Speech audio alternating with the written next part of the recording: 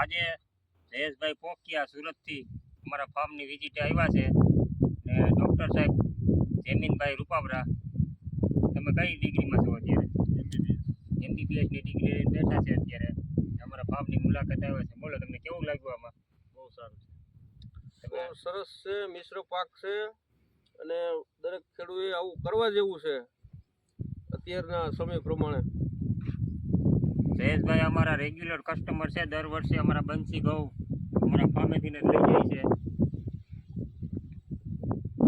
મુલાકાતે જયેશભાઈ પોકિયા આવ્યા છે. આ અત્યારના ખેતી પ્રમાણે જો ખર્ચ ઘટાડવો હોય ને ઉત્પાદન વધારવું હોય ને તો આ વસ્તુ હરેક ખેડૂતે અપનાવવા જેવી છે કે આમાં તમને વગર ખર્ચે બહુ બેનિફિટ છે બધો, અને એક તો વસ્તુ સારી ખાવા મળે તમને.